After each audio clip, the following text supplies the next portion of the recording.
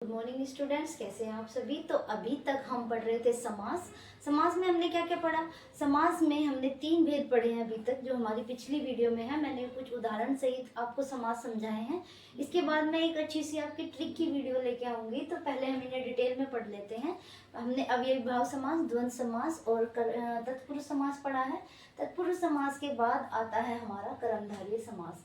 कर्मधारय समास बच्चों, इसमें क्या होता है कि इसमें ना विशेषण और विशेष्य 2 पद मिलकर समास विग्रह करते हैं।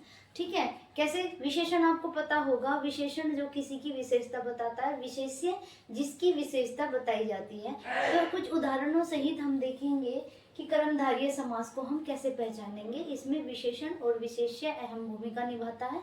जैसे कि हम इसके कुछ उदाहरण कर लेते हैं। इसमें एक विशेषण होगा और एक विशेष्य होगा। इसमें जब हम समास विग्रह करेंगे तो इसमें एक विशेषण होगा, एक विशेष्य। विशेषण और विशेष्य आगे और पीछे हो सकते हैं। इसमें कोई जरूरी नहीं है कि विशेषण पहले होगा या विशेष्य बाद में होगा। दोनों में कोई भी आगे पीछे हो सकता है। और विशेषण विशेषण भी आपस में मिल सकते हैं, तब भी समास विग्रह हमारा होता है। जैसे कि हम बताते हैं, सबसे पहला हमारा होगा विशेषण विशेषण। देख लेते हैं विशेषण विशेष्य। विशेषण विशेष्य में हम उदाहरण कर लेते हैं। जैसे हम लिख लेते हैं महात्मा। ठीक है, महात्मा।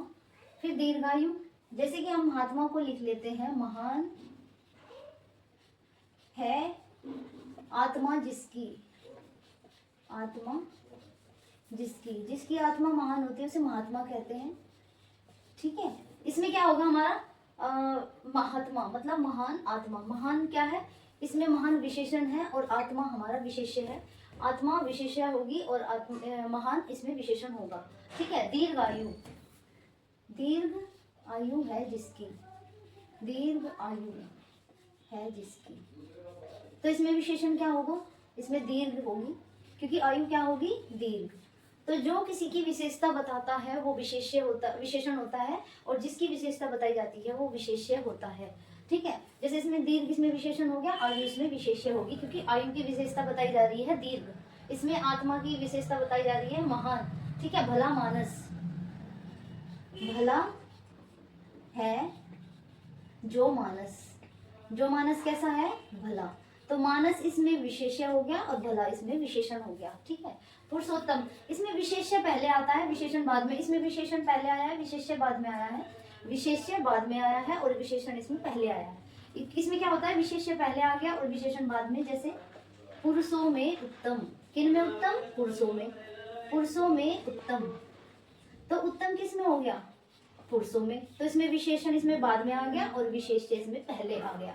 ठीक है, ऐसा है। इसमें विशेषण और विशेषण भी आ सकते हैं, दोनों इकट्ठा, जिनमें ये हमारा द्वंद्व समास नहीं होगा। द्वंद्व समास में पहले पद और दूसरे पद का दोनों का अर्थ होता है, उनमें और लगता है, इनमें और नहीं लगेगा।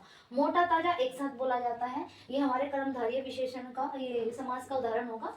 तो मोटा ताजा, हष्ट पुष्ट, हरा भरा, सीधा साधा, ये इसके उदाहरण होते हैं कर्मधारय समास के। इसमें विशेषण और विशेष्य का मेन रोल होता है। बाद हम कर लेते हैं अपना द्विगु समास। द्विगु समास में क्या होगा? इसमें पहला शब्द जो होगा वो संख्या सूचक होगा। संख्या उसमें आएगी, जैसे इकतारा है ना, चौराहा, चौमासा, त्रिभुज, त्रिवेणी, ऐसे करके हमारे उस शब्द आएंगे। जैसे इकतारा, त्रिवेणी, पंजाब, त्रिभुज, चौराहा, चौमासा, ऐसे ही शब्द आएंगे। इसमें पहला पद जो होगा संख्या सूचक होगा, मतलब गिनती उसमें आएगी। जैसे कि इकतारा एक तारा, त्रिवेणी 3 नदियों का जो समूह होता है उसे त्रिवेणी कहते हैं। पंजाब 5 नदियों का समूह। त्रिभुज 3 भुजाओं वाला। चौराहा 4 राहें जहाँ पर मिलती हो उसे चौराहा कहते हैं। ऐसे ही चौमासा 4 मास, मतलब 4 महीने जब मिलते हैं तो उसे चौमासा कहते हैं। ठीक है, पंचवटी 5 वाटिका जहाँ पर मिलती है। सप्ताह 7 दिनों का समूह। दशानन जिसके 10 सिर हो। ठीक है, सप्ताह, नवग्रह, त्रिमूर्ति, ये सभी हमारे द्विगु समास के उदाहरण हैं। द्विगु समास में हमने क्या बताया है? द्विगु समास में हमने बताया है कि इसमें पहला पद हमारा संख्या सूचक होगा। संख्या इसमें आएगी। इस समास में यही पहचानना है कि अगर इसमें संख्याएं पहले पद में आएगी तो ये हमारा द्विगु समास होगा। बात आ जाता है हमारा बहुब्रीहि समास। बहुब्रीहि समास में क्या होगा? इसमें 2 पद मिलकर आपस में एक नया तीसरा शब्द बनाएंगे, जो उसका अर्थ इनसे भिन्न हो सकता है या इनसे मिलता जुलता भी हो सकता है। ठीक है, जैसे कि हमने कुछ, इसमें क्या पहचान होगी? इसमें वाला, वाली, जो, जिसका या फिर जिसकी, ये शब्द आएंगे जब हम समास विग्रह करेंगे, ठीक है। जैसे हम लिख लेते हैं बड़ बोला, मतलब बहुत बोलने वाला। दुरंगा, दो रंगों वाला। चतुर्भुज, चार भुजाएं हैं जिसकी। पीताम्बर, तो चक्रपाणी, चक्र है जिसके हाथों में चक्र होगा। पीताम्बर, पीले हैं वस्त्र जिसके। पीताम्बर मतलब पीले वस्त्र किसके होते हैं? भगवान विष्णु के। दशानन, 10 सिर हैं जिसके, किससे? रावण के। लंबोदर, लंबा है उदर जिसका, मतलब जिसका पेट लंबा है, वो कौन होंगे? गणेश जी। चंद्रशेखर, मतलब जिसके शिखर पर चंद्र विराजमान हो। चतुरानन, 4 सिर हो जिसके। चतुरानन, 4 मुख हो जिसके, और 4 मुख, आनंद मतलब मुख। षडानन, 6 मुख हो जिसके। 6 मुख किसके होते हैं? कार्तिक जी के। नीलकंठ, नीला है कंठ जिसका। तो कहने का तात्पर्य ये है, इसमें हमें जो दिखाई दे रहे हैं ज्यादातर हमारे भगवान हमें दिखाई दे रहे हैं कि भगवानों से रिलेटेड होता है हमारा बहुब्रीही समास। इसमें ब्रह्मा, विष्णु, शिव जी, गणेश जी, आदि इसमें बहुत सारे ऐसे नाम आते हैं जिसमें हमारे भगवान से रिलेटेड नाम होते हैं, ठीक है। तो ये हमारे समास हो गए। समास मुझे उम्मीद है कि आपको बहुत अच्छे से समझ में आए होंगे। आप इन्हें एक बार दोबारा से रिपीट कर लेना, आपको बहुत अच्छे से याद हो जाएंगे और आने वाले एग्जाम में आपके उनसे कोई भी क्वेश्चन गलत नहीं होंगे। आज के लिए बस इतना ही, धन्यवाद।